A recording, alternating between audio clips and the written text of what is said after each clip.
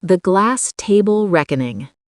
The ballroom shimmered like a constellation trapped indoors. Crystal chandeliers scattered light across polished marble floors. Waiters glided between tables carrying champagne flutes that cost more than Amara Khan's first month of groceries years ago. Tonight wasn't just another charity gala.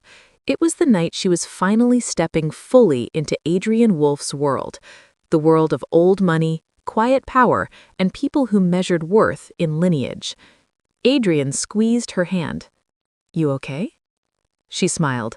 "I build companies for a living. I can survive small talk." He laughed, the tension leaving his shoulders. With him, everything felt simple, warm, steady, real.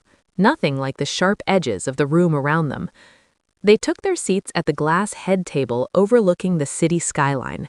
From up here, the world looked small, manageable, like something you could hold in your palm and reshape. Amara almost believed she belonged. The toast. Halfway through dinner, Adrian's mother rose. Victoria Wolf was elegance perfected. Silver hair swept into a low chignon, posture straight as a blade, voice smooth enough to cut silk. She lifted her glass. "To legacy," she began, smiling at the room of investors and philanthropists, "to family, and to the traditions that protect what we've built." Polite murmurs of agreement circled the table. Her gaze shifted to Amara. "And to remembering," she continued, "that success is not just about ambition. It's about breeding, upbringing, and knowing where one truly belongs." The words were gentle. The meaning wasn't. The air thickened. Conversations died mid-sentence. 20 pairs of eyes slid toward Amara. For a moment, she felt 16 again, standing in a thrift store blazer at a scholarship interview, pretending not to notice the panels scanning her resume for signs she didn't fit.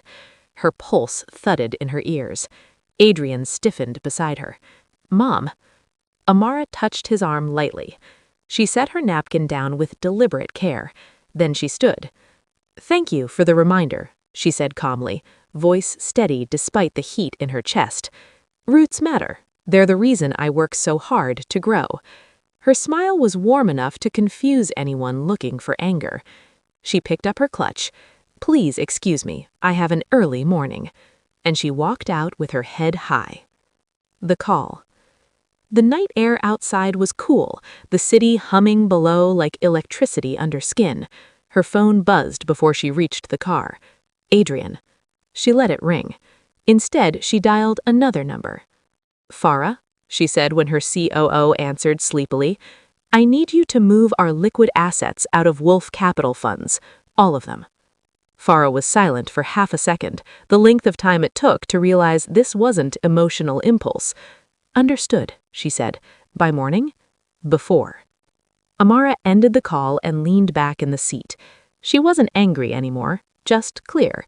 She had spent a decade building Novagrid, a renewable infrastructure company that quietly powered half the region's smart cities. Wolf Capital managed several of their investment vehicles. They thought she needed their world. They forgot their world needed her, too. The fallout. By Monday morning, analysts were whispering. By Tuesday, financial news outlets reported significant capital movement. By Wednesday, Wolf Capital's stock dipped. Adrian showed up at her office, eyes tired but steady. "You pulled the funds," he said. "I protected my company." He nodded slowly. "My mother thinks you're punishing us." Amara met his gaze. "I'm setting boundaries. There's a difference." He exhaled, then smiled faintly. "You're incredible, you know that?" Relief loosened something tight in her chest. "You're not angry?" "I'm proud," he said simply. The meeting. A week later, Victoria Wolf requested a meeting. She arrived at Novagrid headquarters, glass walls, open spaces, engineers brainstorming over digital models of future cities. She looked around, taking in the energy. "This is impressive," she admitted. Amara gestured toward a chair. "What can I do for you?"